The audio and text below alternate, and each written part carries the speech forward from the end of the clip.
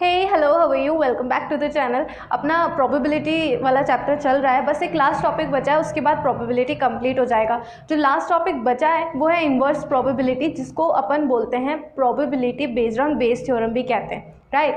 तो यहाँ पे क्या होता है, इसको इन्वर्स क्यों कहते हैं? क्योंकि हर बार अपन जो प्रोबेबिलिटी निकालते हैं वो अपन को कॉज पता होता है और अपन इफेक्ट के लिए निकालते हैं, राइट। लेकिन यहाँ पे प्रोसेस उल्टा होता है, यहाँ पे आपको इफेक्ट पता है लेकिन आप कॉज के लिए निकाल रहे हो।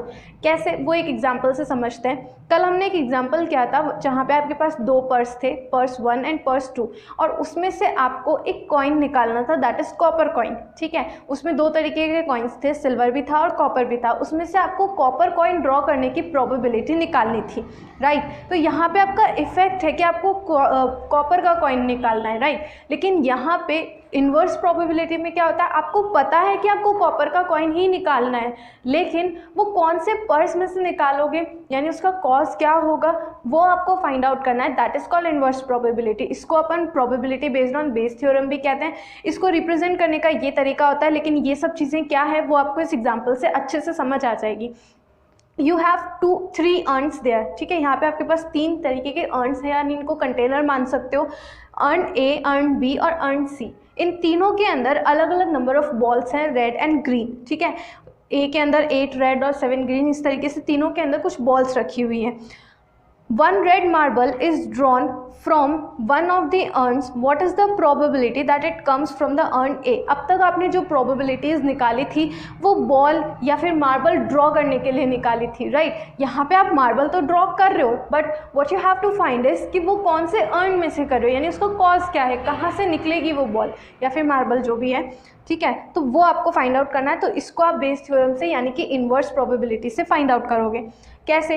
पहले तो ये देखो कि तीनों अर्न को सेलेक्ट करने की प्रोबेबिलिटी क्या है, तीनों में से कोई एक अर्न चूज करने की प्रोबेबिलिटी क्या है। तो अगर हम इसको P of A, P of B और P ऑफ C रिप्रेजेंट करते हैं, दैट इज P1, P2 और P3, राइट।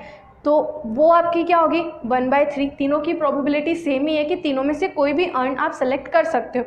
अब आपको क्या करना है, 1 रेड मार्बल इज सेलेक्टेड, ठीक है। एक रेड मार्बल को सेलेक्ट करना है, ड्रॉ करना है। तो अर्न ए में से, यानी इसको अगर हम P1, इसको P2 और इसको P3 माने, तो ये क्या होगा, P1, P2 और P3। ये तीनों क्या निकलेंगे, P1 होगा कि इस वाले में से आपको रेड मार्बल ड्रॉ करना है। तो रेड मार्बल ड्रॉ करने की प्रोबेबिलिटी क्या होगी, 8/15, राइट। इसमें से ड्रॉ करने की प्रोबेबिलिटी क्या होगी,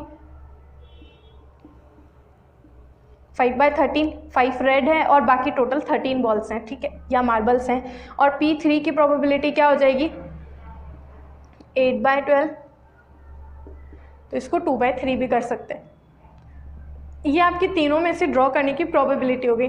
अब आपको फाइंड आउट क्या करना है कि जो आपने रेड बॉल निकाली है वो रेड बॉल किस में से होनी चाहिए, अर्न ए में से होनी चाहिए, राइट। तो अर्न ए में से किसको रिप्रेजेंट कर रहा है, ये रिप्रेजेंट कर रहा है अर्न ए को।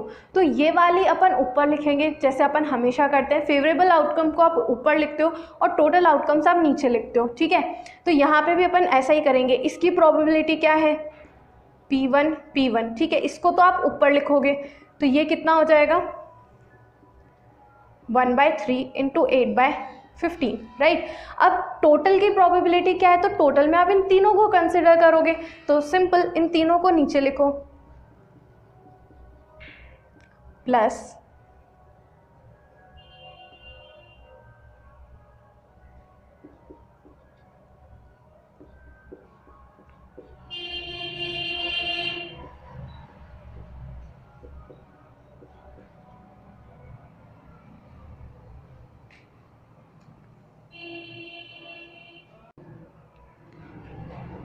तो आपका जो टोटल आंसर निकलेगा वो निकलेगा 130/309, 130/309। ये आपका फाइनल आंसर निकलेगा इसका। इस तरीके से आप बेस थ्योरम को अप्लाई कर सकते हो, जहाँ पे आपको कॉज की प्रोबेबिलिटी निकालनी हो, इफेक्ट आपको पता हो कि क्या निकलेगा। अब ये एक और एग्जांपल देखते हैं इन्वर्स प्रोबेबिलिटी का ही। यहाँ पे है बैग 1, बैग 2 और बैग 3, 3 बैग्स हैं और तीनों के अंदर 2 अलग अलग कलर की बॉल्स हैं, ठीक है। A bag is chosen at random, कोई भी एक बैग आपने चूज कर लिया at random and 2 balls are drawn, आपको पता है कि आपने कितनी बॉल्स ड्रॉ करी है।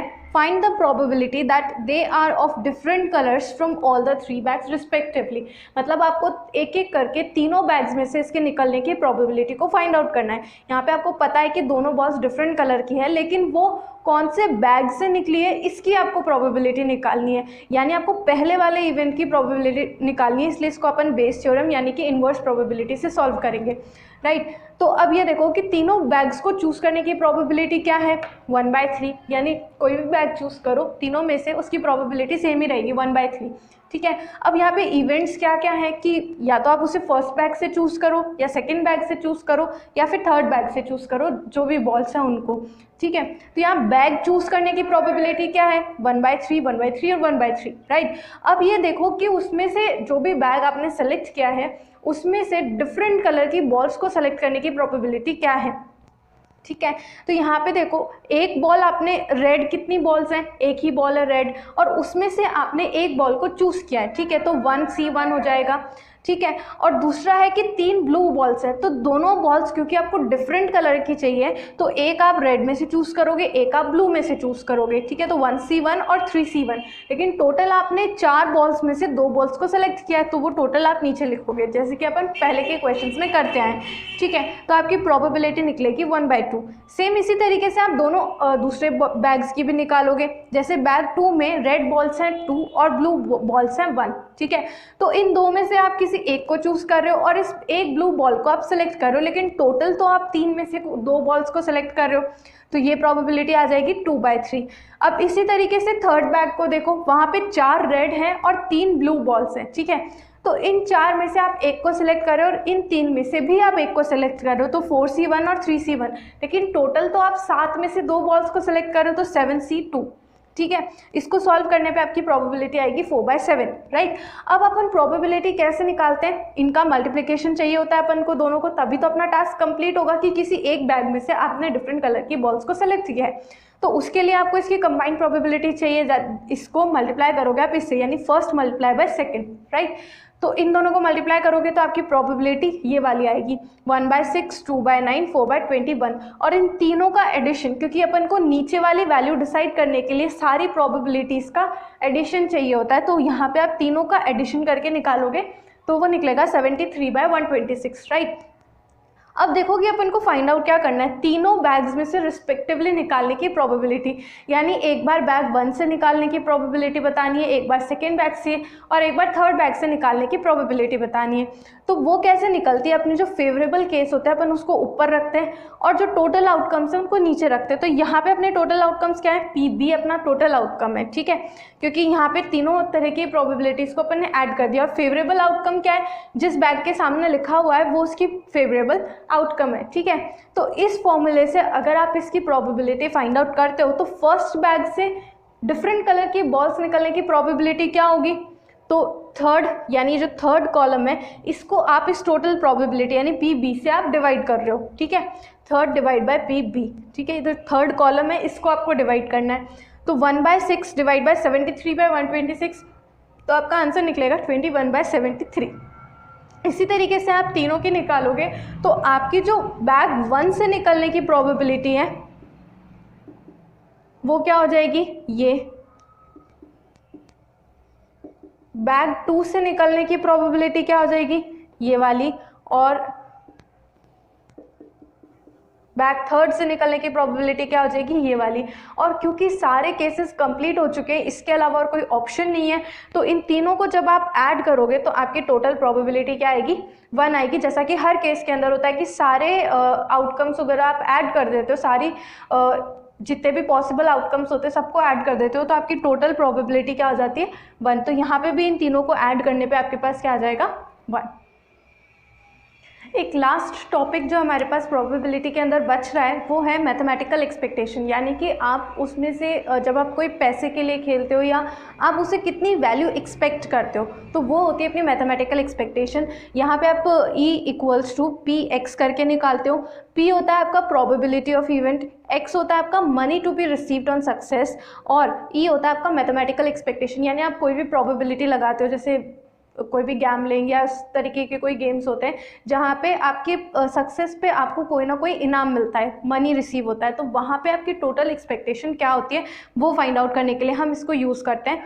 एक एग्जाम्पल से समझते हैं इसको। A man draws 2 balls from a bag containing 5 white and 7 green balls. If he is to receive rupees 22 for every white ball and which he draws and rupees 11 for every green ball, what is his expectation?